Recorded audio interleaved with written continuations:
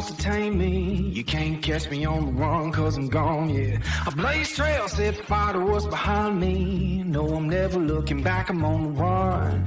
I could only ever be what I'm made to be. Feels good when I'm living on the edge. Watch me now, go like thunder, gonna sacred ground. Can't stop me now, I don't give up and I won't back down. I'm a force of nature, can't be contained. I got lightning running all through my veins. Watch me now, watch me now.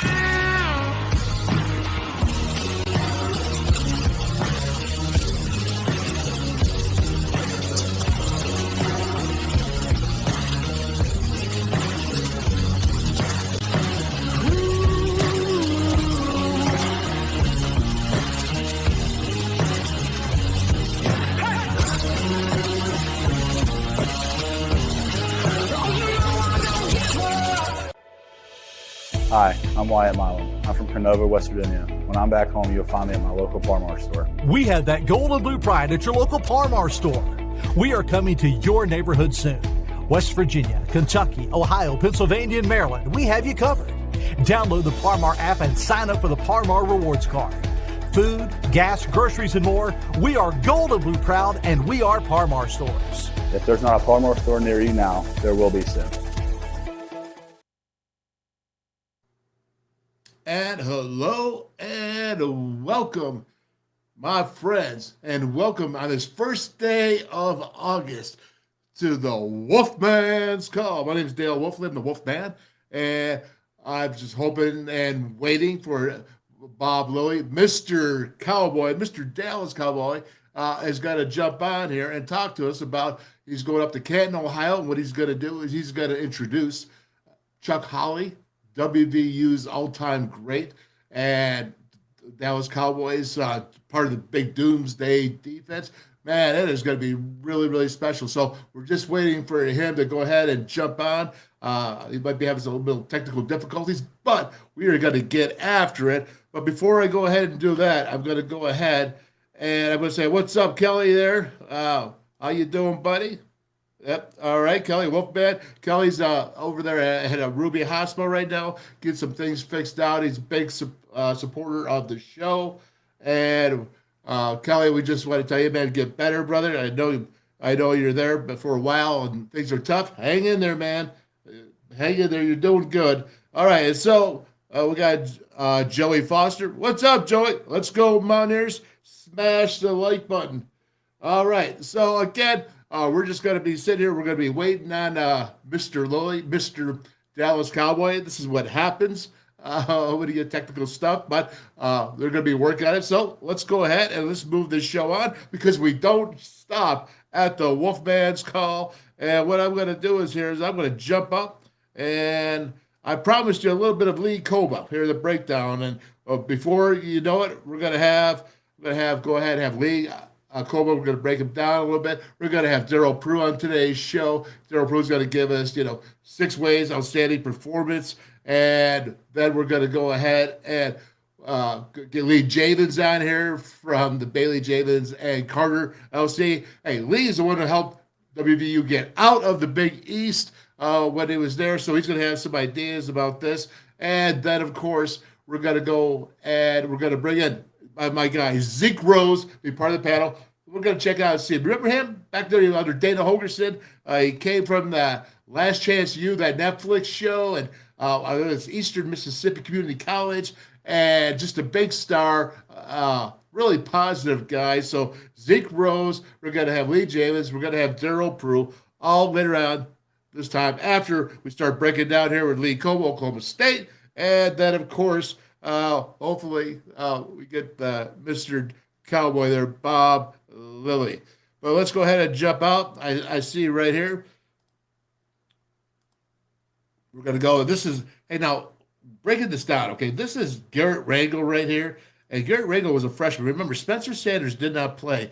And I think it's really important because the defense last year that stood up, I said it was very important that this team that was 3-6 in the Big 12, 4-7 at the time. Could have just given up. This is the last game of the year, Oklahoma State. I broke down Garrett Green, Nico Marchio for you last week and told you exactly what I thought and how some of the offense actually. So I want to see Lee Kpogba here, and then we're also going to go ahead and break down not only but a little bit of the defense, and so we can talk on the defense and see how it's going.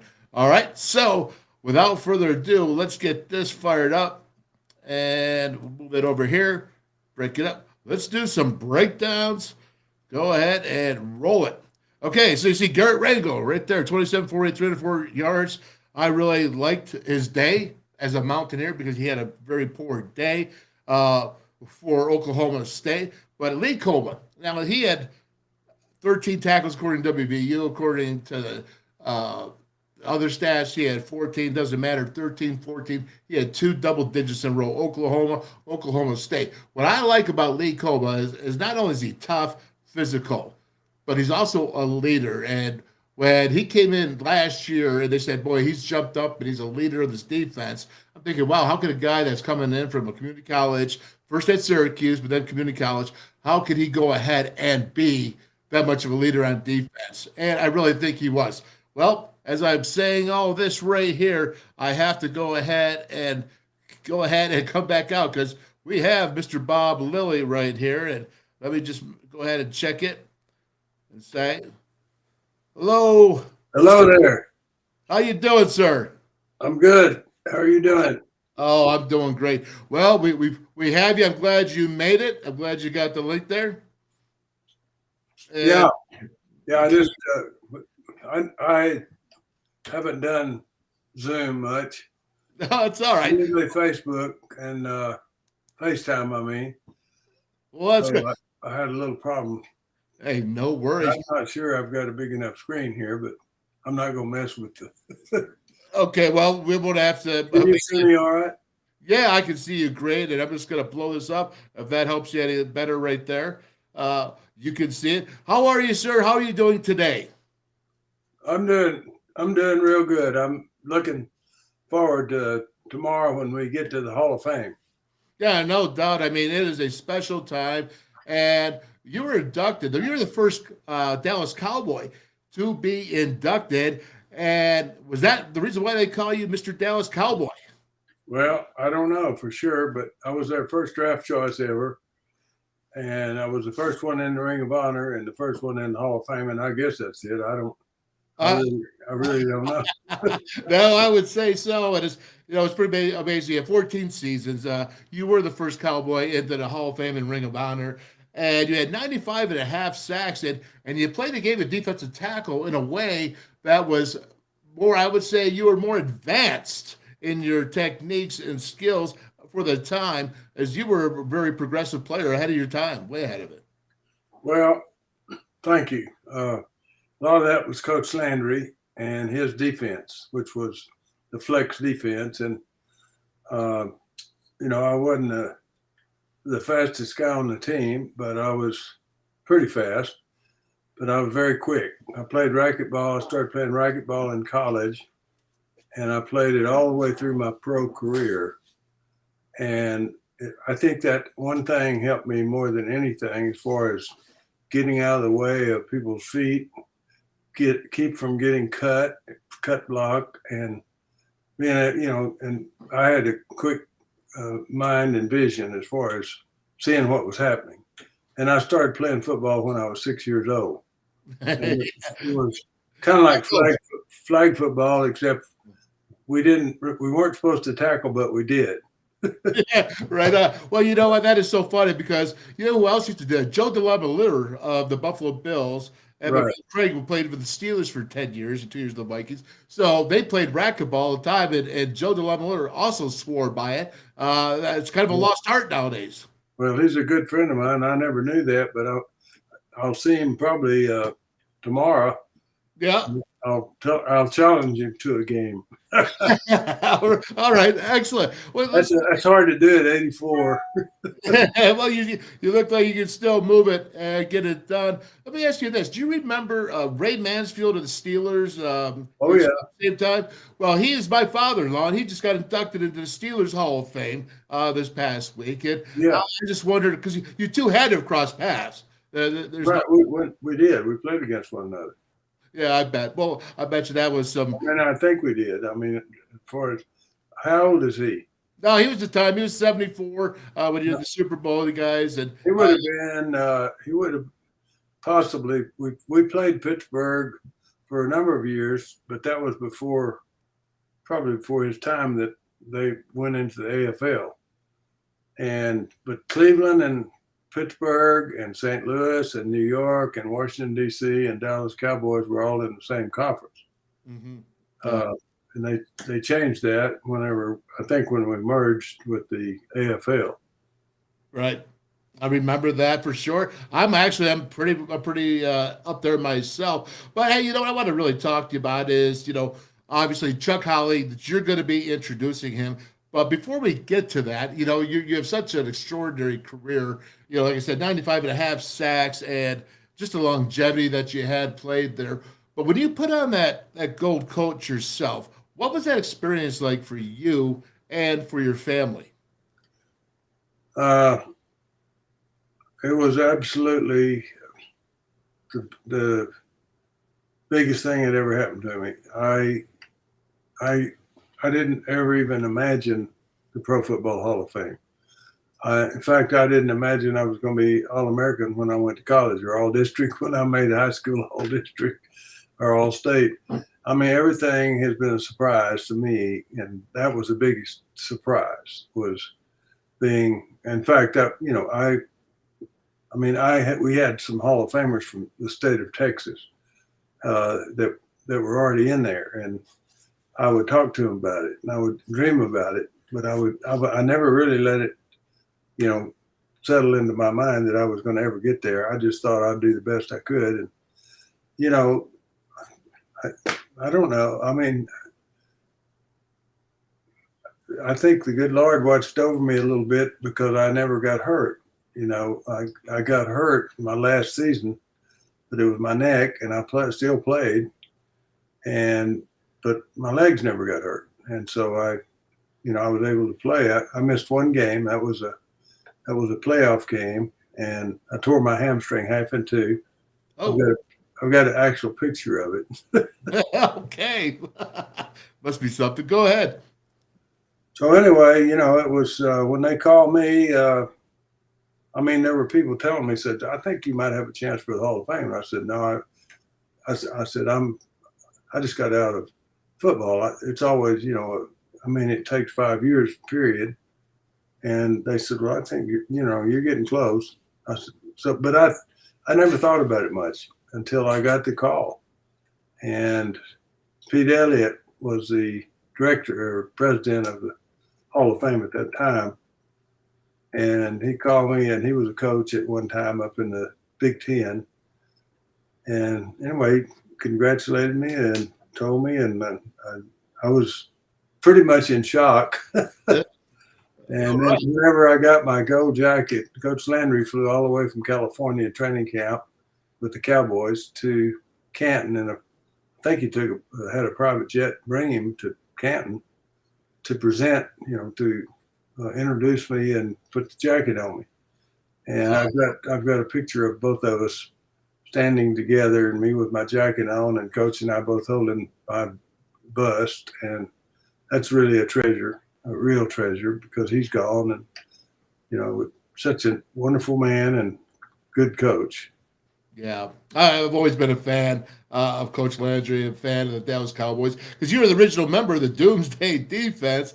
And last question before we get on to Mr. Howley, how did you guys start out with the Doomsday? How did that nickname come about? Well, we started out with kind of a poor team. And, when I got there, the Cowboys' first year was my senior year in college. They formed a team late because the Dallas Texans had formed early, and they had a draft. But the Cowboys, I think they did anyway, but the Cowboys didn't because they formed. The NFL was trying to keep people out of cities they were going to go into. And so anyway, in 60, my last season at TCU, I was fortunate enough to make All-American. And I was drafted number 2 by the Texans, and E.J. Holub was number 1. He was from Tech. And I was drafted number 1 by the Cowboys, and that was their first-round draft pick because the year before they had to pick from a pool of 4 to 6 players on all the other NFL teams. They could pick 2 players. Uh-huh. And I think they made a future trade for Meredith with the Bears. And anyway, so I ended up the next year when they had their very first draft. That's how I became the first draft pick. Yeah, absolutely. Well, again, thus, Mr. Original Doomsday, Mr. Cowboy, quite an honor for you. And, watching, growing up watching, I just remember how awesome it was seeing you. And, we have to go on because Chuck Howley, you were selected to introduce him. And, when I look at this, Scott Howley's a good friend of mine, and that's Chuck's son.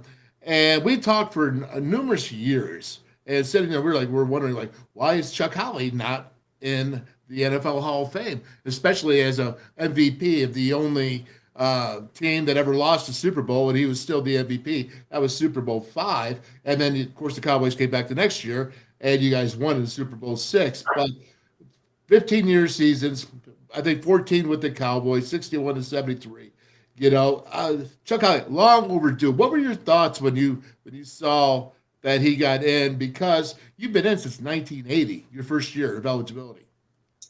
Well, for years I've been up to Canton a couple of times for our seniors group. We got about 10 of us, and they were questioning us about some of our teammates that were older. And the 2 they were questioning me about were Chuck Howley and Bob Hayes. Bob was younger than Chuck, but still came about my probably 4th year, somewhere in there. Mm-hmm. And anyway, so I just told him, I said, I don't, Chuck Howley, he's the only player that ever won the MVP of a Super Bowl, a losing Super Bowl, or maybe a winning Super Bowl. I'm not sure that.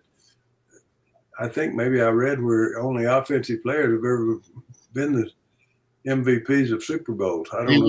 It was. You guys lost that in Super Bowl 5, and then you won in Super Bowl 6 the next year, where Roger Staubach was the MVP. Roger played a great game, but Chuck Howley played a great game too. Chuck Howley, if Roger hadn't played a really, really great game, Chuck Howley would have been the MVP of that game. I think he had 2 interceptions and 1 fumble recovery for a 41-yard return. And, it's like when Chuck had been drafted early by the Chicago Bears, and he played a year and he got hurt, and he went back to Wheeling and he laid out. I think he went to work, came back to the Bears, got hurt, went back to Wheeling, ran a service station, and then he played in the West Virginia University varsity alumni game. And he told his wife, he said, I think I can play. And so the word got out, and I'm not sure if it was Gil Brandt or who notified the Cowboys, but anyway, I was a rookie. We went to training camp in Northfield, Minnesota that rookie year. And the rookies always went 3 weeks, 1 week ahead of the veterans, which we had 3 weeks. Rookies had 3 weeks of 2-a-days. So anyway, I was there, and here was Chuck Howley, and I didn't know he'd even played. I didn't. Yeah. I don't think we had TV when I was at college, and anyway, Chuck. Here's Chuck, and Chuck and I roomed. We didn't room together, but we lockered next to each other pretty much our whole career. And here he is. He's about 6'3" and close to 230. And I'm looking at him. I think, God, he looks like a great athlete. I wonder what position he's going to play. And found out he's playing. I think they put him at strong side linebacker the first year, and then they moved him to weak side. And the reason Chuck could outrun most of the wide receivers. Yeah. Chuck was a track. He was a track man, and I think he ran a 9.600 and I'm not sure 5.4 640 or something like that. He ran that in training camp, so I'm pretty sure he did. And here he was, 230 pounds, and yet he was big and strong. And he also was a wrestler, and he was a swimmer, and anyway, football gymnastics as well. Gymnastics, and so he was a total athlete. Yep. And rarely got hurt. Rarely ever got hurt. Rarely ever missed a game. I'm not sure if he ever did. But anyway, and a great guy. We really fell in love with him. But Chuck, Leroy Jordan made a statement a few years ago about Chuck. He said, Leroy is another one that I think might have a place there someday too. He should have. But anyway, Leroy was a great middle linebacker. And, we were talking with Chuck, and we had a little group party. About 6 or 7 of us had lunch together. And he said, well, Chuck, he said, I'm not sure you always knew what defense we were in, but you always knew where the ball was. And he did. And, and I think in Super Bowl VI, I think he picked off two passes and 1 fumble and set up a lot of our points. I mean, we beat them 24-3, but Roger had a great day, but still, Chuck, every big game we ever played, Chuck Howley was a star. I mean, he was the star of the game on defense. And Chuck was down to earth. He was like the rest we called ourselves the working men, the working class football players. And anyway, Chuck went on, it's like later in the career when, probably 4 or 5 years before Chuck retired. He retired 1 year before I did. He played 13 years with the Cowboys. I think he's got 15 years with the NFL. But anyway, he used to, we would practice for like 2 hours, and then we would run wind sprints. We'd run 1040s, and then some of us would drink Gatorade and go play racquetball. And Chuck Howley ran from his last 40-yard dash into the locker room, and he was gone when we got there. And somebody said, well, I saw him shower, and then he left. And so I thought, well, he's probably going home to visit his family. He was going to work, and he was already working for a company. And then he started his own dry cleaners company. Then he started his own uniform rental company and his own uniform sales company. And I mean, Chuck had, he didn't talk a lot. He was quiet, except he would talk a lot with our defensive, with, a core of our defense. And just a super guy, deserves every minute of it. I'm going to enjoy it for him. I know he'll be looking down on it, and he's not gone, but he knows it's happening, and he's going to be watching TV, and he's going to be looking there. And when I was over to his home, I was over to Roger. We went to Roger Staubach's home, about 6 of us, whenever they were going to announce it, and the president of the Hall of Fame came down, and Jim Porter. Right. And when he knocked on Roger's door, we went in, and then all of us went over to Chuck's house, which is next door. It's maybe 50 yards away. Okay. And we sit there, and I sit with Chuck, and I hugged him, and I shook hands with him, and talked to him, and he's got a little bit of dementia, but I mean, I could understand a few words that he said, and I could tell how excited he was. I mean, extremely excited. And, I'm just so happy for him and his family, especially. Yeah. Well, let me ask you this. In fact, let me just say this for everybody who's listening. Again, we're with Mr. Dallas Cowboy Bob Lilly, 14 seasons in the NFL, first year eligible for the Hall of Fame. He was inducted into it in 1980, Ring of Honor to the Cowboys, Mr. Doomsday Defense. And you still hold the longest sack in Super Bowl history. I watched that, and the quarterback just kept going back, and you chase him down. That was a great play, by the way. I absolutely loved it, but you still hold the record for that. And you have Chuck Howley, and you're introducing him this weekend in Canton, Ohio. And the great thing, and I really thought about this, is that you've had so many years with them in that group. It sounds like Roger Staubach living just close distance and the close-knit group that the Dallas Cowboys were then. What kind of an honor is this for you personally? Even though you've been through it all, done all that, but to be the one to introduce Chuck Howley. Well, it's a huge honor. I mean, I just as you get older, you don't remember everything, but I hope I've remembered enough to. I'm sure I have. I've got some stats, but anyway. I'm sure they'll give his stats as well. But Chuck, I as a person, he was wonderful. We lived in the same neighborhood. When the Cowboys moved our practice field from down near town out to Forest Lane in Dallas, there was a building process of homes that was called Lake Highlands. And Chuck moved there, Leroy Jordan moved there, Dave Vanders moved there, I moved there, Tony Licio moved there. There was one or two more, and I can't remember. Reeves. Yeah, Dan Reeves, I think, was there too. Yeah.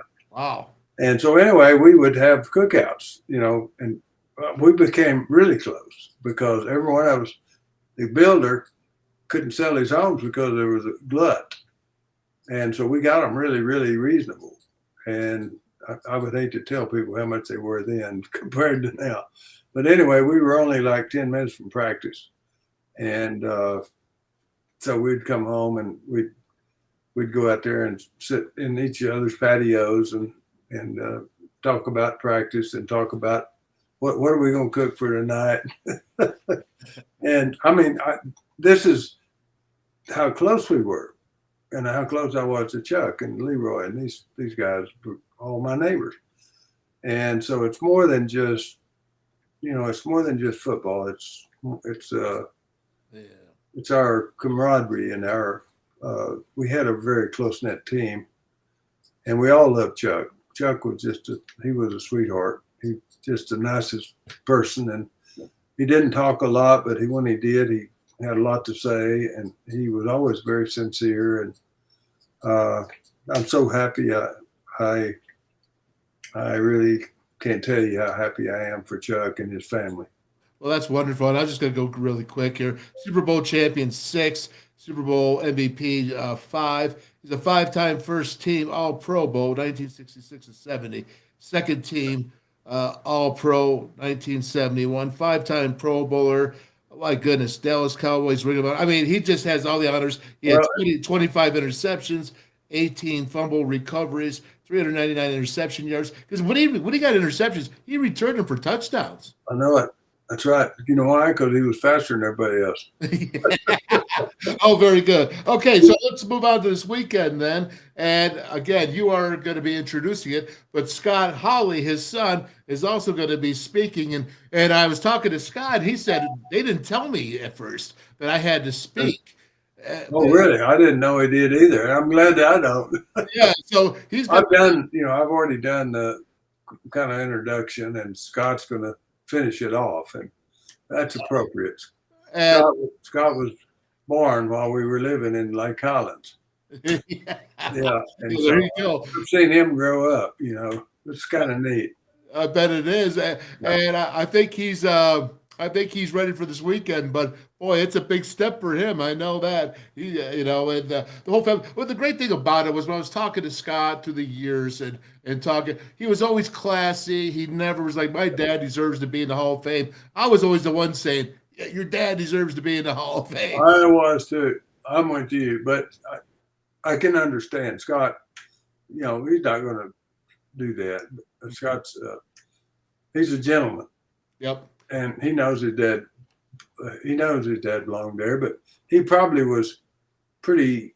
He was pretty young when his dad was playing, so it wasn't like being one of the teammates where we saw what he did, and we saw how great he was, and he could outrun it nearly everybody. And that's pretty amazing at 230, really. That's exactly right. That's for sure. Do you have any advice for Scott in his speech? I think I would. I think since he's his son, I would elaborate on his qualities as a father and also as a team type person who, he's got a family and he's got families and friends, and he and the fact that he didn't bring everything home, the bad, the good, and the ugly, and all that. Chuck was always positive. And he's got a lot to elaborate on. And Chuck turned out to be a great businessman, and he's got a lot to be thankful for his dad. Did a lot of things that that are very nice for Scott, because he started these things, and none of us probably had the guts to go out and start businesses like Chuck did. And, we didn't make any money, so it was like you had to hock your life to the bank to start a company, and Chuck started 2 or 3, and he did well.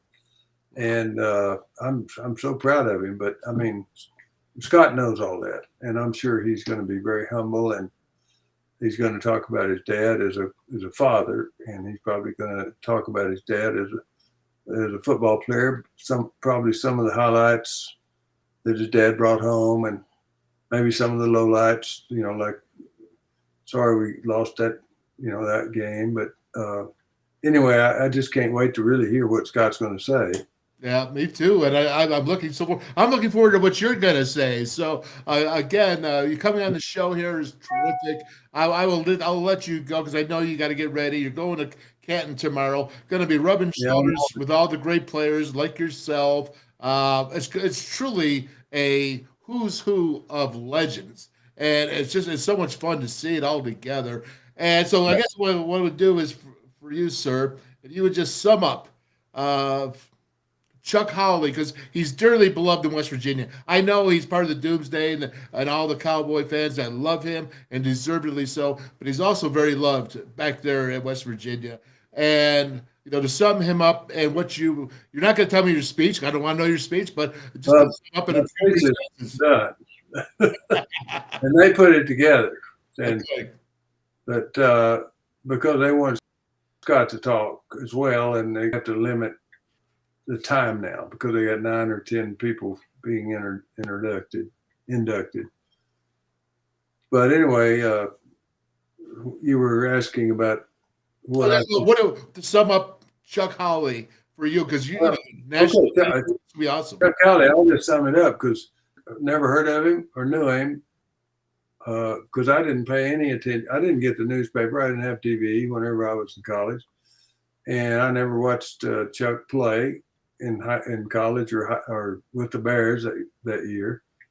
And when Chuck came as a rookie, I thought he was a rookie. I didn't know that he had been, out for 2 years. He played 1 year and got hurt again the next year, and so I didn't know all that. I just knew that he was a very nice person. But he had great ability, and he was a friend of everybody. I mean, he was quiet, but if all you had to do was walk up to him and ask him a question, and he would just talk to you for 30 minutes. I mean, Chuck is a fabulous person, and I love him as a brother. And I think all the teammates that he had during my era and his era, which was the same, feel the same way. That we just love Chuck and Nancy and Scott and that family. Absolutely. Hey, listen, Mr. Bob Lilly, thank you so much for coming on. Thank you for giving us an insight into Chuck Howley. As I said, that he's so dearly loved here at West Virginia, and you are so dearly loved at TCU, coming from TCU, you're a Texas boy, and you're Mr. Dallas Cowboy. I mean, that's pretty wild. Well, there could be a lot of Dallas Mr. Cowboys. I think the only reason I am is because I was first in too many, the drafts and all that.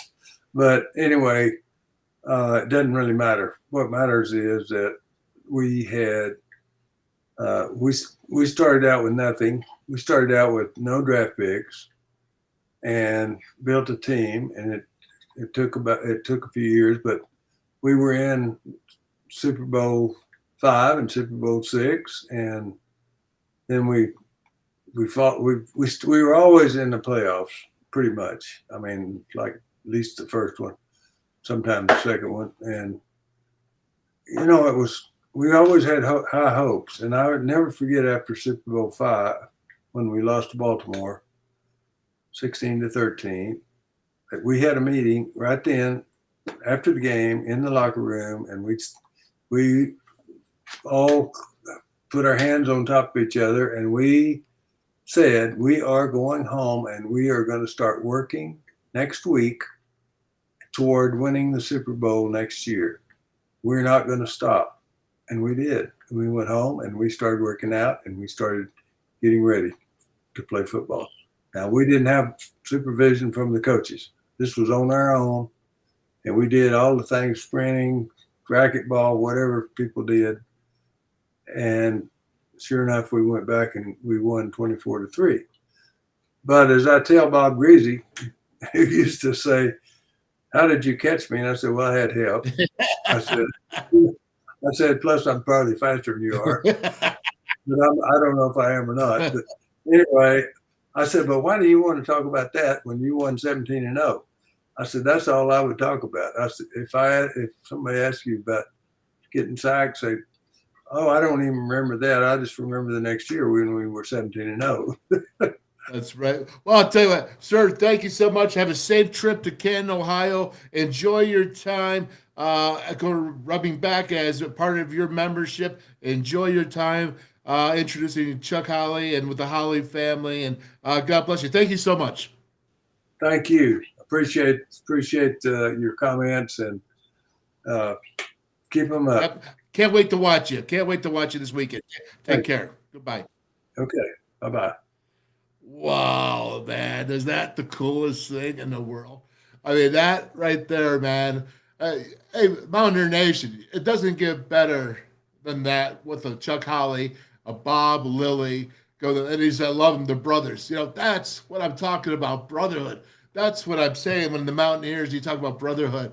I talk so much about. That's what he saw back then, 40 years ago, and how great that is. What an experience it is. Families that grown up. What a weekend for them this weekend. The Howley family, and with Bob Lilly being involved with that. Roger Staubach's to the Hall of Fame. He came to the house along with Bob Lilly and the other players and to present Chuck Howley with the gold jacket. And just, it's just really, really special. And hey, WolfMan's Call. It doesn't get any better than this.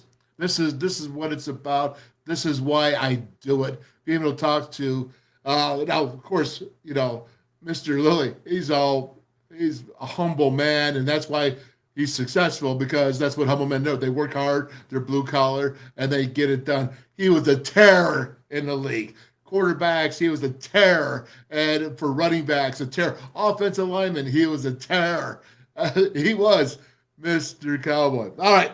Well, we're going to have to move on here, but boy, I tell you what, I have to do this because I prepared this and it came on a little late there, but I have to go ahead and see if I can't get this out here, because to show you how much of a terror that he was, I have to play this.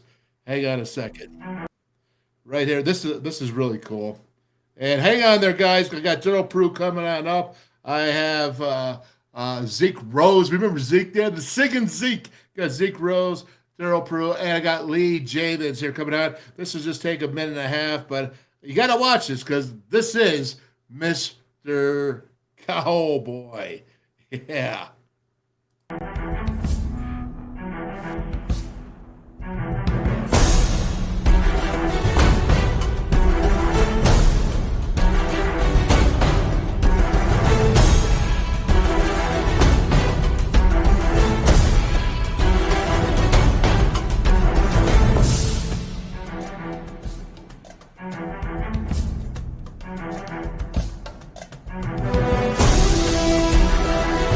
Bob Lilly, number 74, was the foundation on which the Dallas Doomsday defense was built, playing defensive tackle at a level previously unseen in the NFL. Bob Lilly was by far the best of the best. He was really exceptional in terms of his ability, his knowledge of the game. He was just a great ball player. As the Cowboys' first ever draft pick, Lilly carried the weight of franchise expectations on his broad shoulders.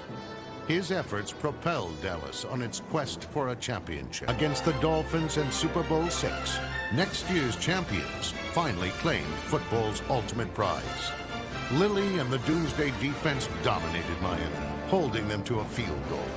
He put the exclamation point on that championship with a sack that remains the longest in Super Bowl history. He was the first Dallas Cowboy elected to the Hall of Fame, and the man still considered to be the greatest defensive tackle in NFL history. Yeah, wow. I'm going to tell you this right now. You know what? That man was a tear, and it's a pleasure. What an honor I had. I know I got like goosebumps, right? I understand, but that's so cool that we had such a legend there. But now I'm going to have to go ahead, and we got to bring out WVU Hall of Fame, the hoopster, and that would be Darryl Prue, along with the panel here. I'm sure I got the guys here. What's going on, DP? What's going on, Dale, man? That was great, man. Was that awesome or what? Like, I'm not even a Dallas fan, but like, you know, you heard the stories. I used to dislike Dallas when I was younger, you know what I mean?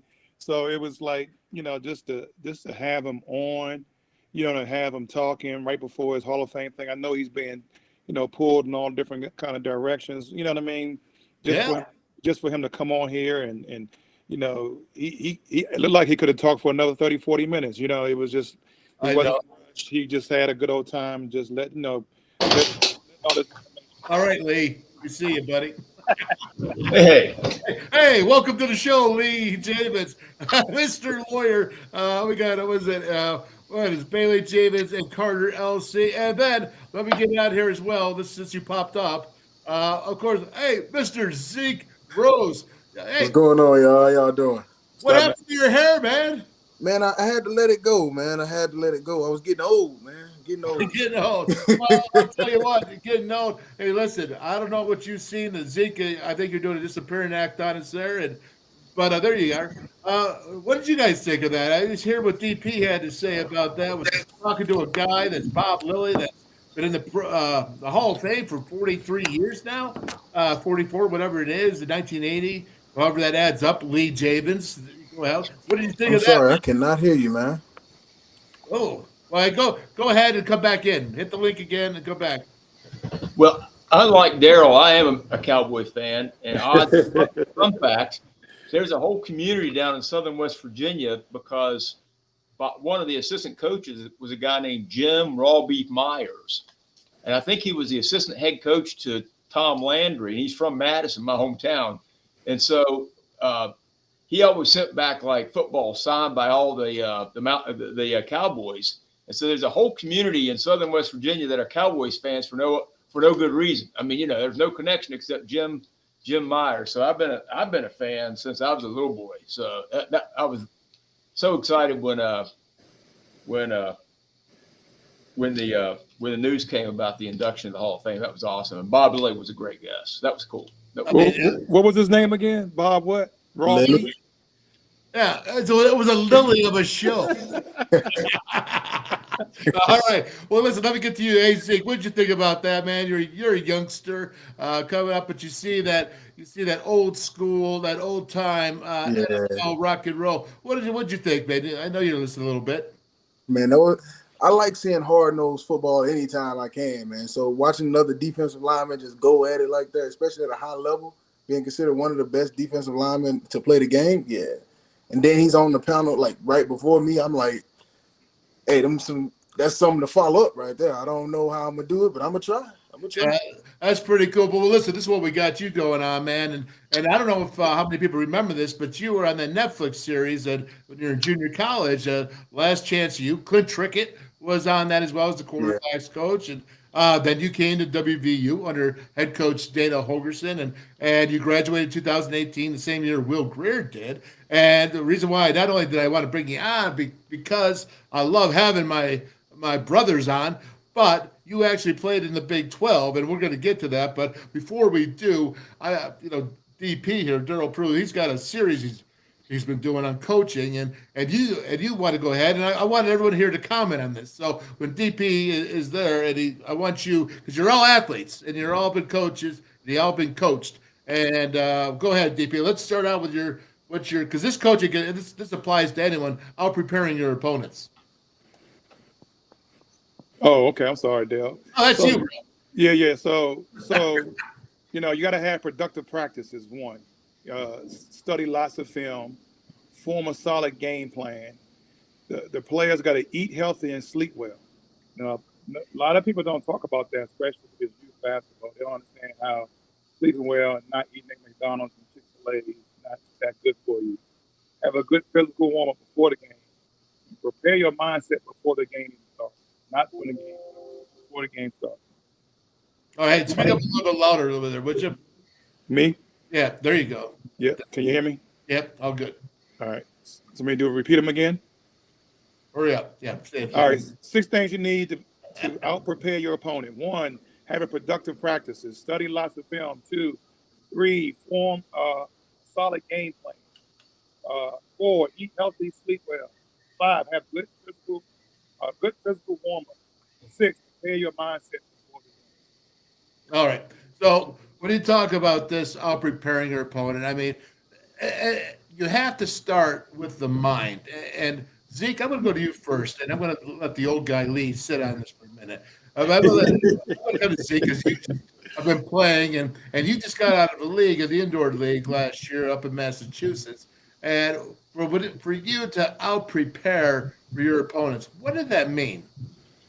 So for us, it started on Mondays when we didn't have physical practice, but we had mental practices. So we'll go into the meeting room, we'll talk about what we did the game before and talk about how we can improve. Even if we won, we found different ways to win again, you know what I'm saying? And then Tuesday to where we wouldn't have pads on, but we would get physical with each other. We'll make sure everybody knows their jobs, their alignments, their assignment, and make sure we can execute such things. Day 3, we're going to on Wednesday. Pads on, everybody a little bit faster, a little bit more physical. Make sure everybody know what's going on at this point. Thursday, if it was an away game, we'll do a lighter practice. Everybody's it's more of a mental practice at this point. So we're all dialed in, talking through it. Everybody's communicating. Thursday was our loudest practices. Those were practices where the DBs will talk to the linebackers will talk to the D-line, and the D-line will communicate with everybody else behind them. And it would be one of those practices where if you don't know what you're doing, then you're probably not playing on game day. You know what I'm saying? Yeah, so let me go to the old guy, then, Lee Javins. We're actually the same age, so I will take that back. But Lee, okay, so you're a lawyer, disciplined. What is it about for you for out preparation? I tell this all the time. What I do for a living, I'm a lawyer. It looks a lot more like what Don Nealon taught me than what my law professors taught me. It's identical. And by the time, if you find yourself in a trial, the work's done. It better be done. And if it's not, it's going to be a long trial. But everything Don Nealon taught us and all my other coaches translates into my career as a lawyer, 100%. Yeah, Oh, but okay. Well, let's see what I think about that. I think it starts from here on up. And I get this from Don Nealon. And here from the neck on up to begin with, because the body can be taken care of. It can be, you have a strength coach, Mike Joseph, say, for the Mountaineers. And Zeke, you actually were with Mike Joseph, so you know what I'm talking about.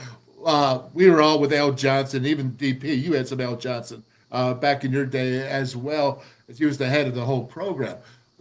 But you had those guys to work you. They're going to be on you. But it's got to start here from the neck on up. And you got to be tougher than anybody else in your brand. I guarantee you right now that Bob Lilly, at 84 years old that he said he was, is still tough as nails, mentally up there when it comes to being disciplined, when it comes to doing the right things, when it comes to doing your daily things that you need to do and to focus on to getting better, because guys like that don't have that kind of success without that preparation. They don't have it. DP, what do you think about that? Yeah, man, just like Lee says, it's just like all over life. And like recently I had a shoulder surgery about 1.5 years ago, and I couldn't lift my arm up. I had frozen shoulder, I had tendonitis, and then I had partially torn labrum, and I couldn't lift my shoulder up. So now I can get my hands up, both of them up at the same time. So after my surgery, my doctor was like, I probably would never have 100% mobility. Because of the preparedness I had before, the discipline of support, the extra work I did, now I got 100% movement in my shoulders just because of the discipline we got all those 6 components, being about 2 days after surgery, they had me moving around. So it was tough and hurt. But that's, we didn't cave into it. So Okay. All right, DP, listen, man, we're losing you a little bit. Go ahead, come back in. All right, go out and come back in. And let's reboot that up a little bit. All right, so let's talk about nutrition then, Zeke. Nutrition's got to be huge for you. You look like you're still looking good. You're looking big, looking like you're ready to play here, which we're going to talk a little bit about. But you have to take care of your body and getting to sleep. The big thing now is like sleep and recuperation. If you remember all that with Mike Joseph, had everything on there, checking out your sleep time, the wristbands, watches, whatever they were. So what's your take on that? It's so new nowadays. So me personally being on both, like I did both sides of it. Time before when we had monitored sleep, before we had nutritionists in the building that like gave us a meal plan for every single player. And then going into it with Mike Joseph, coming from EMCC to going into meeting Mike Joseph. And first time I get there, he like, all right, you're fat. I weigh 260. Like, man, fat? You mean? He was like, we're going to get you down. Don't worry about it. My first 3 months, they monitor my sleep. They put me on a diet plan.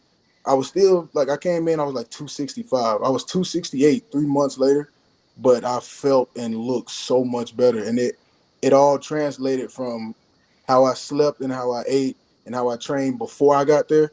And then after I got there, like Mike Joseph had us on a strict plan, like wake up at 5 a.m, got to be there, RTT, that's ready to train for everybody. But we got to be RTT by a certain time. And if we not, it's calling for something. Plate pushes, we're going to roll. He going to make you do extra after the workout. But Okay. like had a plan for everything. And we thought had this yet.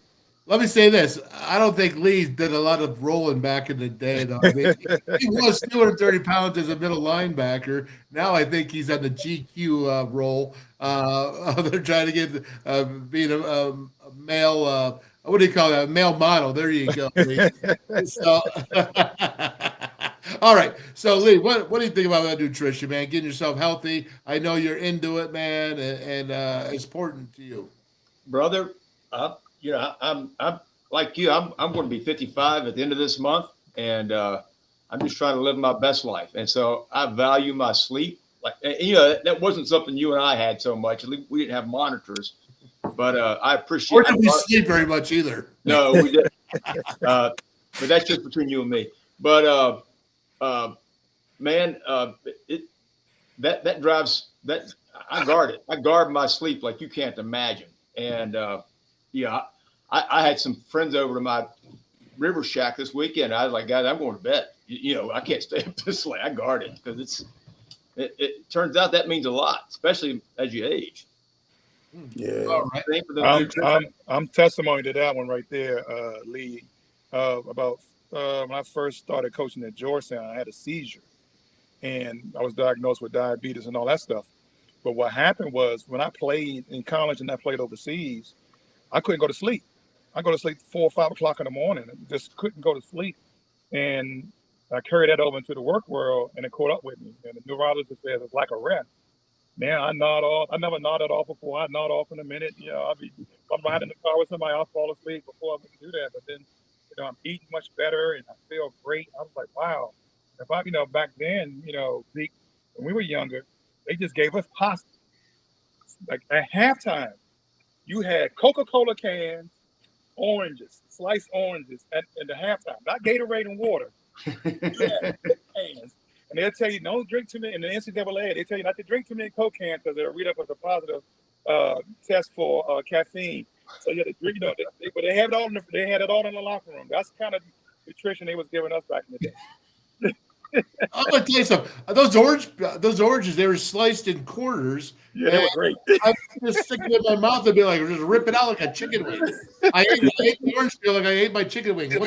Rip. Yeah. That's the only way to eat oranges. What do you mean? Yeah, take the other one for sure. All right, so let's go ahead and just jump into this last one. Zeke, I'm going to get with you. Okay, you were at the Last Chance U, which was really a pretty kind of a cool series at Netflix. For certainly it was cool with Trick there. What did you learn from that? Because it was tough times there, man. And then you went to WVU, and although it's not easy to be a P5 football or basketball player, it had to have been better than over there at the Last Chance U.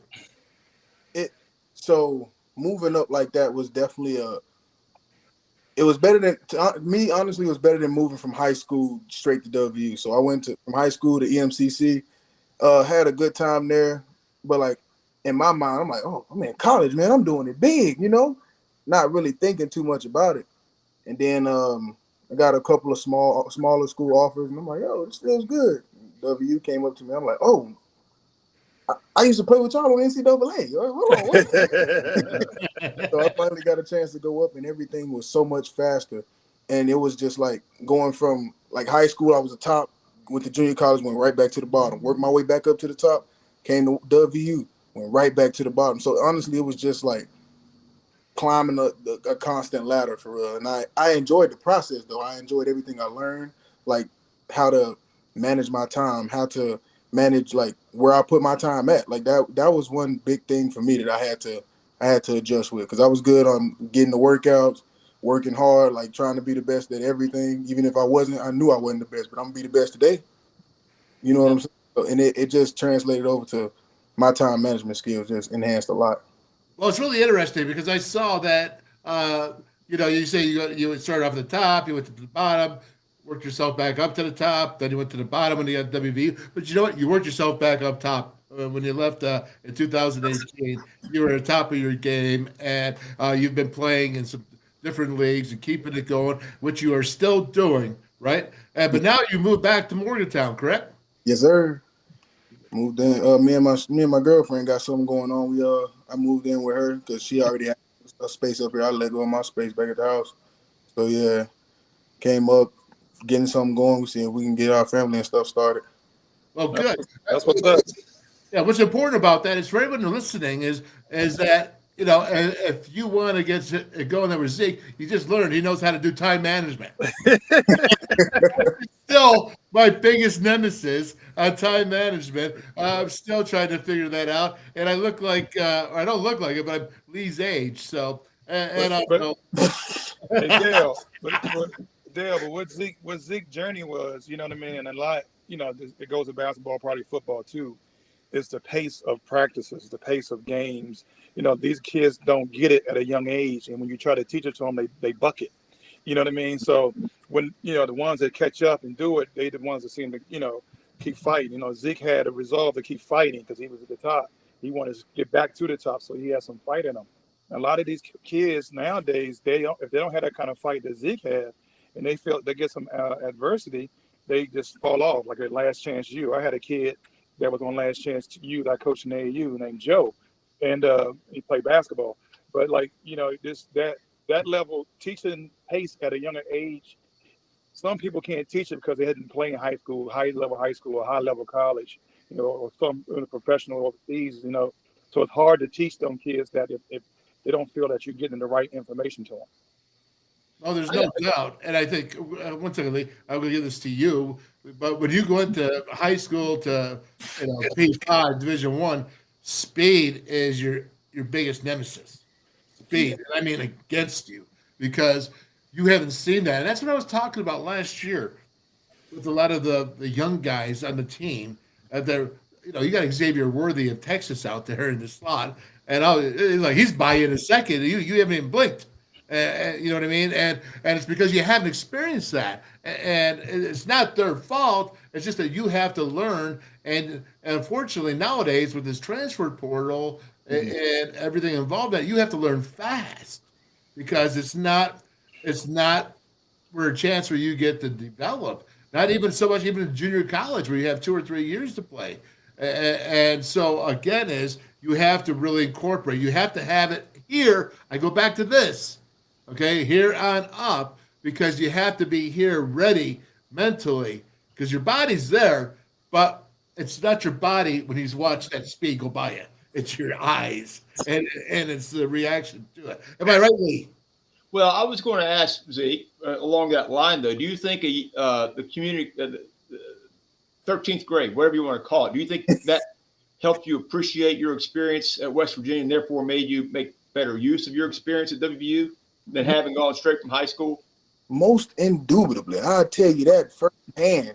I got to MCC, like just one instance, training room. I'm like, oh, we got tape, we got this, we got a lot of different stuff that we didn't have in high school, And I got the WVU. I'm like, we got ice bath, like real ice baths. Wait a minute, in a bucket. Yeah, it seems like they go straight to pampered right out of high school when they go to D1. I mean, they're pretty pampered. Yeah, they weren't understanding it. I would try to explain it to them, and they were like, "I saw last year as you, bro. It wasn't that bad." I'm like, "You saw it. You didn't go through."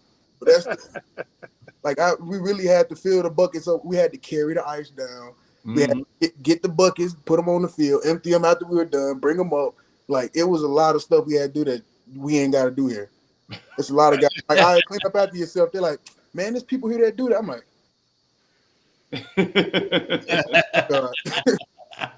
all right, man. Well, very good. All right, so let's go ahead. Let's just move this on then. Lee, I brought you on this show because for a reason other than your looks. And it's really about, because you were in the whole group to help WVU get out of the Big East. That's correct. And so now you're seeing this here in the Big 12. And I like Zeke being here because he actually played in the Big 12. And we don't have a lot of guys doing that. They're young guys here. I know DP's really not young. So, again, relying on that, the Big 12. Colorado coming in. Now, what do they have to go through here? Now, they're not going to have to pay expenses, but there's a lot of procedures that they have to go through to get out of the Pac-12 to get into the Big 12.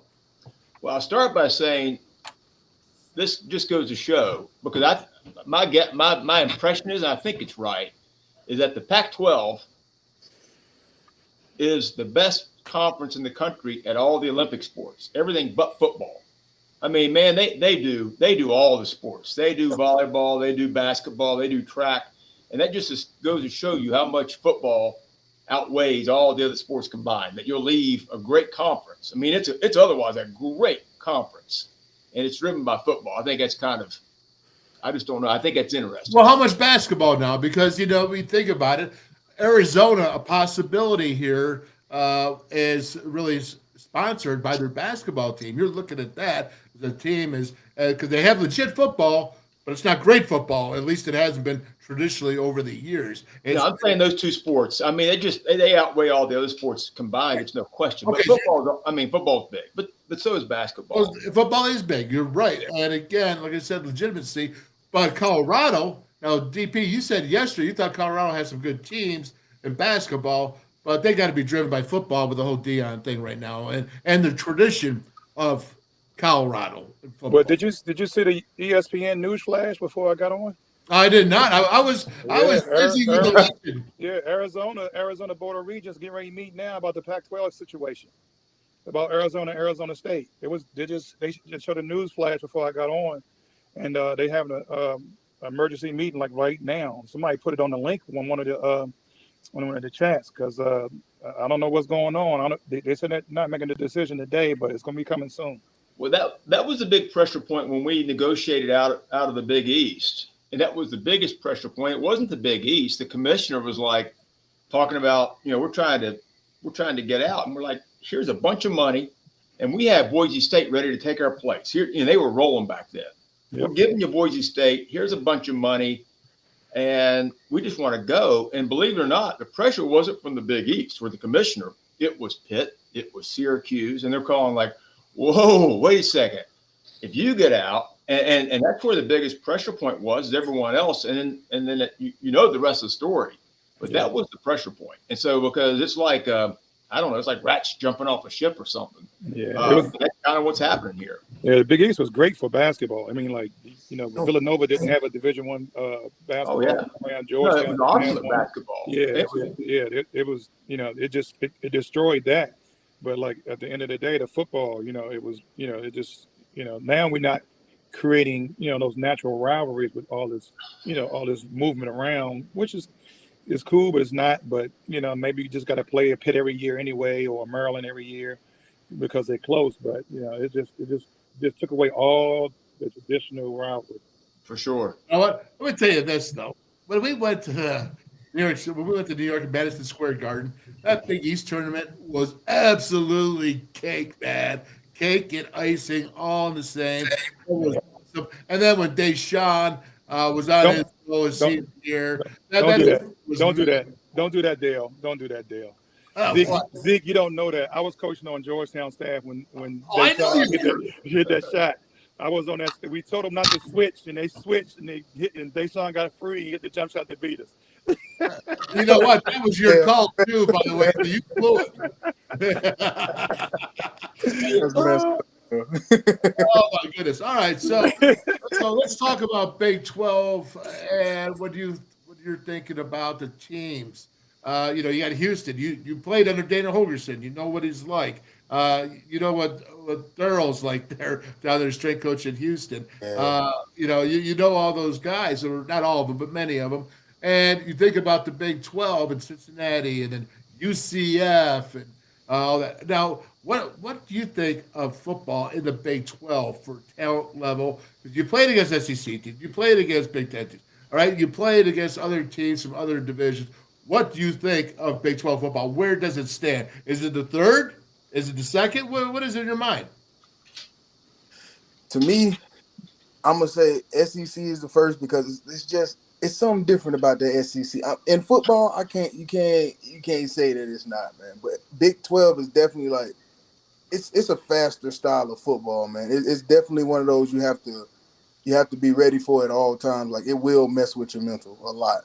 Like you can see a lot of different stuff that looks the same, and I ain't like playing against the Oklahoma with a faster type of offense that like look for big shots. You play against the when I played against Oklahoma, and I played against like Iowa State probably wasn't the best offense, but they definitely had some stuff that you had to watch out for.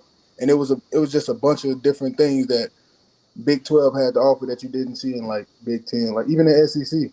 Like SEC is like you got to be strong. We're gonna run it down your throat.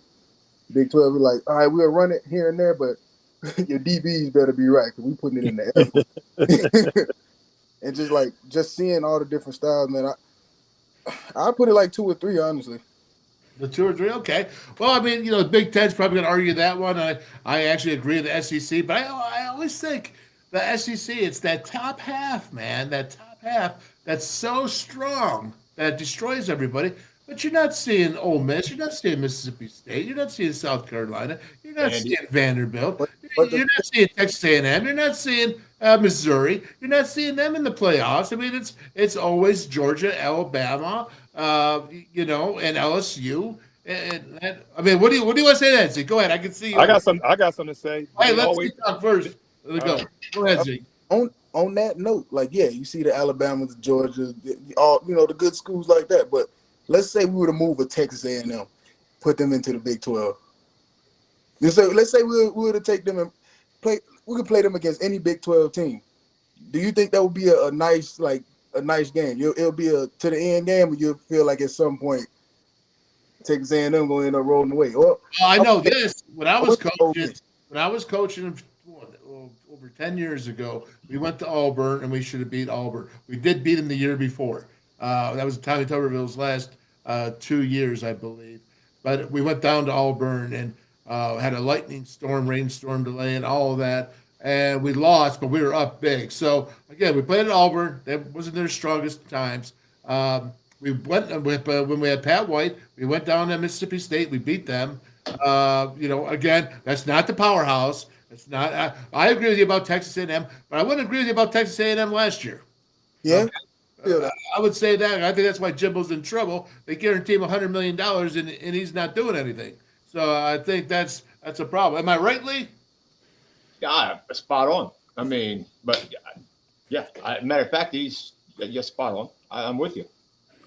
All right. Excellent answer for a lawyer. Well, I mean, I don't know what to do with that. Right on, man. There you go. All right, fellas. What else do we want to add to the comments about this Big 12? I want to talk about your statement about it's always LSU, Georgia, only LSU, Georgia, and Alabama. Yeah, go ahead. With that statement, they always in the Final Four.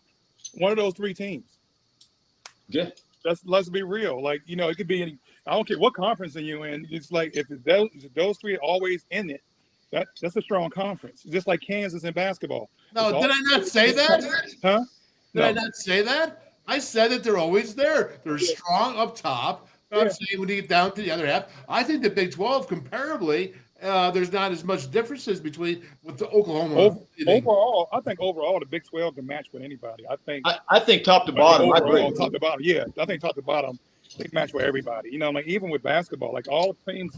You said how it was like the old Big East. Everybody was knocking each other off, but all of them were good. You know what I mean? Like as bad as we were this year, we still got in with a 500 under 500 record in basketball just because all the teams were good. So just the same as like sometimes Missouri give you every 5 or 6 years that being okay. Tennessee, you have all those other teams. So it's like he said put Texas A&M into the Big 12, it changes things. How about this? When the Big East, when Virginia Tech left the Big East, went to the ACC, they were on a tail end of the Big East. When they go to the ACC, they were top 4. And I got one for you. Who's done less with more? Tennessee. I'm talking about football. Mm-hmm. Who's underachieved more? Tennessee or Texas A&M? They both got resources out the wazoo. Yeah. Who's the bigger underachiever? Well, let's go to our SEC expert. Apparently, Zeke.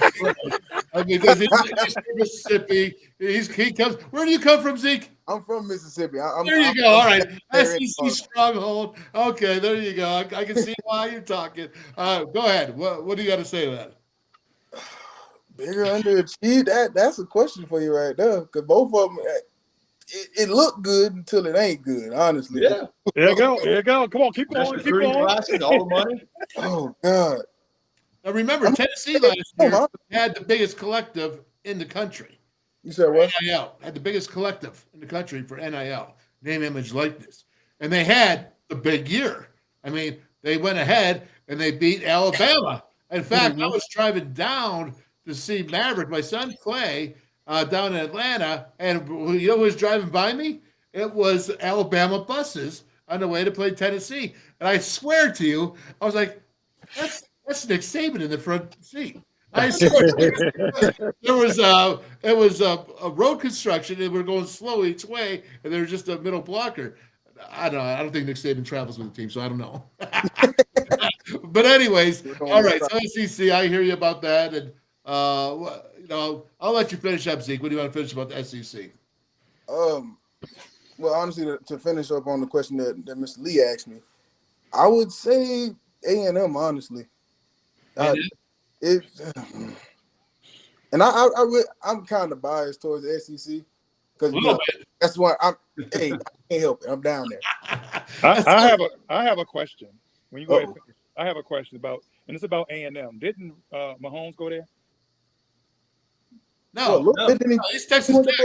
Oh, Texas Tech. Oh, okay. Never beat West Virginia. No. Right. I'm like, you know what? Yeah. Mahomes and Who? Doug Flutie. Doug Flutie. We have to go way back I to remember. 1984. Yeah, I remember Doug Flutie. I was there. Oh, the tallest midget in the NFL. All right. Well, okay, guys. All right. Anyone else have anything for the cause before I have to go break down a little bit of Lee Kpogba here on defense? Lee Javins, I appreciate you. Zeke Rose. Ezekiel Rose. I always call you Zeke. And you know what? I'm going to tell you something about Zeke, all right? First of all, he likes to sing, okay? I'm not going to ask you to sing on the Wolfman's Call. I've never had anybody sing on the Wolfman's Call. We're not going to start today. Okay. You got to get him the next time. Zeke, got to get him the next time. You got to at least you got indoctrinated this time. So next time, maybe we'll be able to sing. But Zeke Rose out there, I got one question for you. What was Clint Trickett like as a coach at Eastern Mississippi? At East Mississippi, I honestly like Coach Trickett a lot, man. He kept it real with you. Like, he understood that because he was just recently a player, like not even, 3 years before? And he was just like, he kept it real. He was like, look, this is what we need you to do. If you can't do it, it's next man up. No disrespect. It's a business at this point. So I'm like, all right, cool. So it was like either you got it or you don't type of deal with him. You know what I'm saying? He didn't sugarcoat nothing. He always, he kept everything at the forefront.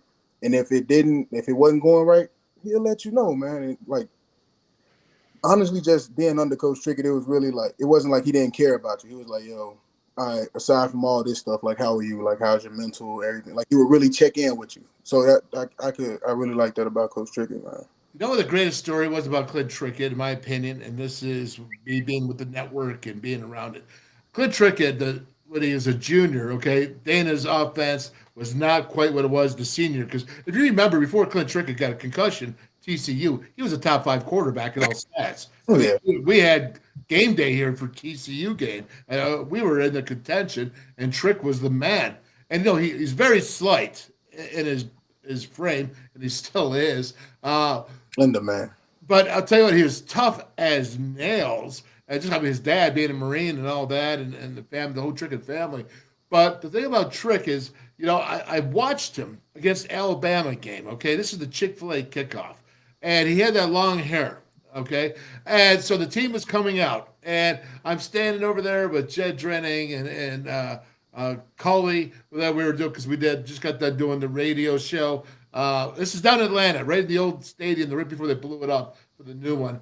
And there's Trick, and he's standing there. Alabama, right? Alabama, SEC Zeke, right? I mean, big game, the kickoff. And you know what? There was no sweat on him. There was nothing. I looked. This is after warm-ups. Okay, his hair was in perfect shape. And he just took his helmet off. I'm like, how can this guy sit there and be chilled, no sweat for after warm-ups, and his hair is not out of place? He reminded me of Lee Javins. Because I didn't play. Gentlemen, I'll tell you what, Clint Trickett, watch out because he's going to be somewhere in my mind for WVU down the road. I really do. And I don't wish him, he's going to wish him all the best luck at Marshall and go get it down there, Trickett Marshall. Love the fact that you beat Notre Dame last year. That was amazing. I just feel like somehow Clint Trickett will be in his coaching journey will be at WVU at some time. DP, anything for the cause? This was great. Just the coaching tips and everybody else had that. It's funny how Lee put that into being in his profession, what he listened to with his coach. And that's what, you play long enough, a lot of stuff we do now in our life and our professions comes back to what our coaches taught us before or what we learned from playing in sport. So, and being successful at it. So that's, I thought it was a wonderful conversation. Jeez. All right, go ahead, kiss his can. Oh, jeez. Oh, my gosh. All right, Zeke, you got anything you want to say? Man, it's just good to have me on here, man. I'm glad you invited me on. I really enjoyed it. You're back in Motown, baby. Back in Motown. You probably see me at Kegler sometime soon or something, man. Well, don't forget about the Wolfman Burger when you do, right? They're part of the Action Family Wolfman's Call Network. Oh, I gotta get one. I gotta get one when I come back. I'm gonna get one. Tell Jerry, say, hey Jerry, I want some of that Wolfman's Burger, man. That'd be good. All right, Lee Javins, what do you got to say there? All right, eat well, get your sleep, and take my boy Zeke's advice. Take care of your mentals. It's all good. Please. All right, on that we say peace. Goodbye, All right, gentlemen. guys. Have a great day. Thank you very much. Take care. All righty. Well, there you go. Lee Javins, he is a lawyer, and he did help get WVU out of the Big East to go into the Big 12. And, of course, he had Darryl Prue, WVU Hoops Hall of Fame, very knowledgeable coaching. I love when he comes on and just talks coaching because, when I see coaching or hear coaching, it's all about basketball, football. It could be gymnastics. I mean, obviously, I'm not as flexible in gymnastics as I would be in football, but it is still the same thing when you're coaching, and I appreciate that. Zeke Rose, he's back in town, man. Listen, he's still playing some ball, some indoor leagues, maybe gets to XFL. He still looks good, but if you want to hire somebody who knows time management, man, he's right there in Motown. Just contact me. And basically, the last thing I want to do then is go ahead and jump on this. I promised you Lee Kpogba. Let's only do about 10 minutes, maybe a couple series. And let's talk about it. Right before I had it going on there with we started out. And then, of course, Bob Lilly jumped on. And, I'm still fired up about it. I still got goosebumps. It was still the coolest, one of the coolest dudes, because, we've had a lot of cool dudes. This show's 2 months old.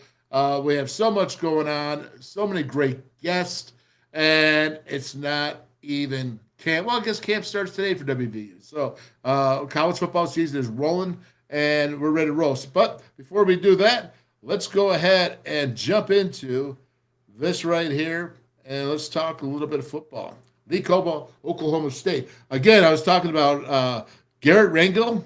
I think that's how you pronounce his name, and he's a freshman, and his stats are 340 yards. I thought he played a lousy game here. I thought he really played like a true freshman, not like how Nico played. I think that really shined. I think he's got very limited running ability, and he does look like he has an arm. This was a cold, rainy day. He was not there, in my opinion, for that. So we'll go ahead and we'll look here. Now, Lee Kpogba, 13 tackles. The guy is exciting. I was talking to you about it before at the beginning. He's exciting. He's there. He's a rally guy. He's a want guy because it means he wants it, and he's going to hustle. Now, these first two series, and I'm going to talk a little bit more about WVU's defense because they really try to go east and west instead of north and south in the first two series. But we can go ahead and get this started so that tomorrow we can spend a lot more time on Lee Kpogba because he did have 13 tackles and a sack or 2. Okay, here we go. Let's watch it. You're seeing they're moving out the running back. You got trips downtown to the bottom here. At the right hash, you got the tight end up top. So you got trips tight because the tight end's tight on top, and you got the trips to the bottom. You're going to see right here. What do we got? It's going to be just right off to a screen off the bat. Now, Rangel's a freshman. What did I tell you about that with Rangel? Is that he was a freshman, and what do they want to do? Same thing as Garrett Green. They did the tight end slip screen for Garrett the first play, and Nico, they did just a quarterback draw, I believe, on his first play just to get him into the game. I think you see Oklahoma State doing this. Now, this is what drives me nuts. All right, and I see this tackling. All right, WVU. This is the last game of the season now. This isn't Pitt, the first game of the season. When they missed about 5 or 6 tackles, and they went ahead and lost the game on a touchdown when they probably gave up 14 points because of 5 or 6 missed important tackles. Okay, this is no way here to go ahead and break down. It's not good enough. It's not good enough. You can watch it again. You're going to do the fake. He's got to get the screen right here. Watch it. Where's the breakdown? There's no breakdown right there. There's got to be fundamentals. And the angle was okay, but again, he's going up high. He's reaching. His body's reaching. It's not even get in tight and wrap. Yeah, you'll see here in the next couple plays, there's the difference. Don't like that to start off. It's 20 yards plus right off the bat. Again, that's just poor leverage. You're not playing over your center of gravity. And here you go. So now you got 2x2. They're actually out. So you can see them out past the numbers at the bottom, 2x2 and 2x2 up top. So you're looking at really 10 personnel, or at least a 10 formation. There is a tight end up top. So that's really 11, but it's a 10 personnel formation. And you can see here, once again, they're just trying to screen. So it's 2-on-2. And let's see what happens here. Oh, look at that. He wraps. That's Aubrey Burks, number 1 returning safety by PFF. That's Pro Football Focus. And you can see there, not a great tackle to the body, but he does wrap and he does get low and leverage. And it's a TFL right off the bat. Second play of the game, it's a TFL. Aubrey Burks. I like Aubrey Burks. I've always told you how much I thought of him through the year if you've been following me. And when you see this here, it's, again, right off the bat, good angle. He gets the tackle. Good job, Mr. Burks. Okay? Now we got the next play here, and it's, 3rd and 12. Okay, or 2nd and 12, I think, right? Okay. And you're going to have trips to the bottom. Can't see it with my head right there, but trips to the bottom. And look at that. Very nice. Okay, so what I don't like here is I think you're just giving too much room. You're giving 6 yards to the receiver right here off the ball. I mean, that's just throwing out, that's just pitch and catch. Pitch and catch. I hate that. 6 yards deep. I don't think you need to do that on his 2nd and 12. And now you got to go ahead and you got to do what? You got to get 8 yards. That's I like him though. Those are the Andrew Wilson Lamp out of Ohio, right there in Canton. I think this guy is still growing and still doing good. Let's go 3rd and 3 right here. You're going to have man free now. Let's take a look here. What happens here? You got man coverage and you have the free safety over the top, but he's getting caught here because look at this. You got empty set on the offense. Right? Quarterback's empty, so that means you got 2 receivers up top. You got trips down here to the bottom to the field. And what you see here is they're getting in line, and it's man free. You got Lee Kpogba. What's he doing?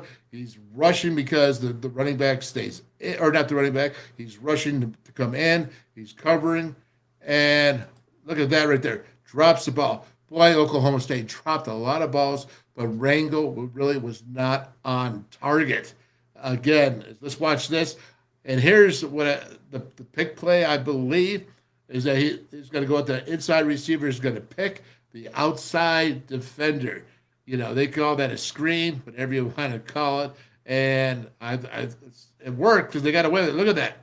Oh, yeah, that's not good right there. You want to have to go ahead and be able to split that off if you can, if they're going to go ahead and do it, because this guy's wide open. Look at that. Wide open right there. Not great. Not great. And, again, check it out up top. Watch this. Watch these dirty dogs from Oklahoma State. And I think this is just basically, they're not going to call it, but that's a pick. That's why you play when it's man coverage, because this is man free. You got one over top. But what happens is you got to play staggered. You can't play on the same line, same level, because that's what happens. So you want to be on different levels as a defender so they can't try to get that pick on you. And that wasn't good. Thankfully, the pass was behind, and he drops it, and it's incomplete.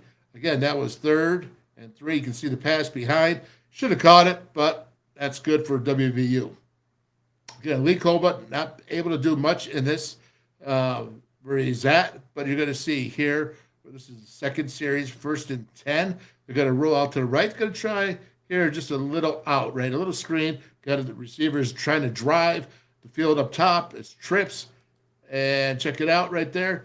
Not bad attack right there. Again, I like it. I like the tackling there now, and that's aggressive. That is aggressive, and I appreciate right there Mr. Burks.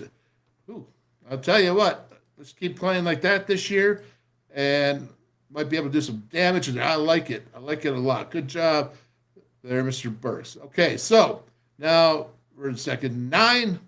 And what are you seeing right here? Again, play extra pass. Oh, look at this. Right there running. Kpogba's coming. I tell you, he's a freight train now, man. Oh, is he wide open? Yeah, man. I don't know about this. We're looking here. Look at that space. We got to cover. If you're going to go cover 3 or something, someone's got to cover the middle if you're in zone right here. Somebody does. You got trips up top here. That's a bunch. That's trips bunch, right? They're together. You got a single guy receiver down here at the bottom. Receiver, the DB's going, he's a yard off the ball. I like that. I actually like that. It's like you're challenging that wide receiver. But look at this hole right here. You got to get over. You got to get over the top, man. You can't leave this here the way this is. That's an empty zone, and that's a big, big missed opportunity for Oklahoma State. Great opportunity that was missed for WVU, obviously. And see this? Kpogba's going to come in. I tell you, Lee Kpogba is fast. I mean, he's thick. Did you see him at the Big 12 press days? I mean, dude's yoked, right? Yoked. Yeah, no doubt about it. All right, so here we got 3rd and 9. And we're looking at here, you got doubles, 2x2. They're stacked. And it's 3rd and 9. So here we go. What do we got? He's going to go back and pass. Oh, this is Lee Kpogba coming in right here.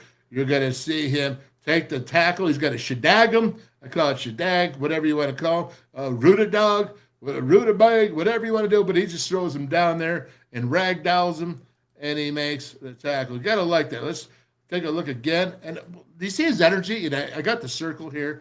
Do you see his energy right at the back?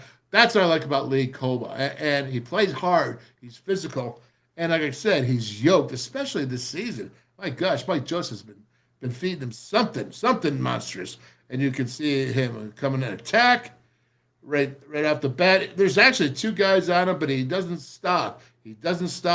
And the guard's going to leave. And look at the lineman. He's going to go ragdoll him. And the quarterback scrambling. He gets half a sack right there. Good job, Lee Kpogba. Just starting out. It's all good. Again, the defense did some good things. Did you see that right there? I really liked that. And I really liked Lee Kpogba and his activity of what he's trying to do there. So, again, that's good stuff. And let's go ahead and bring this up. All right. So, last but not least, let's go right to here with the network.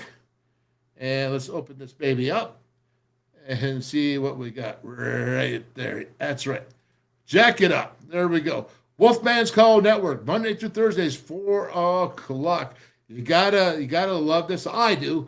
And we just had some stuff that we just printed out saying we're part of the network for the local franchises there that are involved in this. It's really cool, and I'm excited that they are a part. And we're going to start off with Archies. Archies in Pittsburgh. That's East Carson Street. And it looks like a comics there right there. It's so cool. So good. And then that's up there in Pittsburgh. And then we head right down to Bridgeport, Brickside Bar and Grill. Eat local. Rob Davis. Love Rob. Loved him for quite a few years now. Always supportive. And then you have to go there to Elkins and Jimbo's place. And then you got Jimbo's place there in Buchanan. Now, we got something really special going on next Monday. I'm going to probably tell you tomorrow. I'm not going to tell you today because I don't want to tell you today, but we got something special. Jimbo's place in Buchanan and some new sponsorships, and things are rolling really well. Kegler Sports Bar and Grille in Morgantown. Jerry the Wrens, it is the flagship, right? Flagship. You got Aaron Gizzy out there, Legends out there, Lakeview Golf Links and Legends Sports Bar and Grill. Then you go to Fairmont. You got the Mason Jar, Steve Reese. It's the barbecue and more. My gosh, you see that chicken I had put out there before? Unbelievable, their barbecue.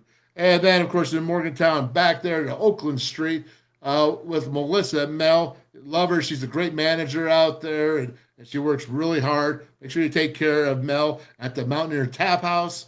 And then you have the Mason Jar Saloon and Hotspot, Steve Reese again. That's also in Morgantown. And then you have the Pallet down there. Love the Pallet Bar. 24 different kinds of drafts and great food. They got trivia and tip your servers. Haley, very good. Cantrells, River City Grill, and unbelievable. The food I see there coming out looks great. It's down there in Hinton, West Virginia. So glad they are part of the WolfMan's Call Network. And again, Route 22 Sports Bar up there in Weirton on your way to Starlake Amphitheater. It's Route 22, man. It is amazing. 12 50-inch TVs to watch your games and the Wolfman's Call. All right, everybody. That was it. We got a little bit of that. Want to thank, of course, Bob Lilly. I hope they have just a fantastic, you wish the best for the best of people. I hope they have a fantastic time. And I can't tell you how happy and privileged I felt to get him on the show talking. It just doesn't happen very often that way. And Bob Lilly, thank you so much. Thank you to his wife, Ann, as well, for helping us get that link worked out. And thank you to Darryl Prue, Lee Javins, and Zeke Grille. Zeke is back in town. Happy to see that. Smiling Zeke, as I always call it, Smiling Zeke. And talking all that we talked. Anybody else? Sir, I appreciate all of you paying attention. And I'm going to get going right now today, but tomorrow we'll have more of a Join the Conversation, Mountaineer Nation, a lot more of League Kpogba, the breakdown, and we're going to have, I hope we're going to have Twisted Rooster from the SEC and see if there's anyone else from a different league. We're just starting to work this out, trying to get the dates and times down, but we are going to go ahead and do these 5 to 10 minute check-ins amongst all the Power 5 conferences. Do a little bit of Marshall there, do a little bit of the MEC and Division II schools, and do a little bit of the high schools. Again, thank you for everybody today. Pay attention.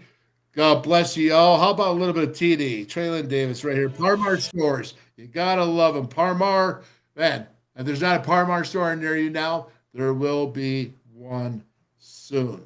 Hi, I'm Traylon Davis. I'm from Jackson, Ohio, and when I'm back home, you will find me at my local Parmar store. We had that gold and blue pride at your local Parmar store. We are coming to your neighborhood soon. West Virginia, Kentucky, Ohio, Pennsylvania, and Maryland, we have you covered. Download the Parmar app and sign up for the Parmar Rewards Card. Food, gas, groceries, and more, we are gold and blue proud, and we are Parmar stores. If there's not a Parmar store near you now, there will be soon.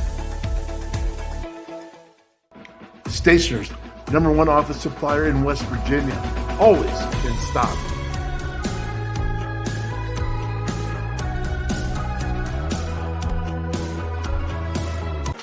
How many? The anywhere, anytime chargers, powering a connected world.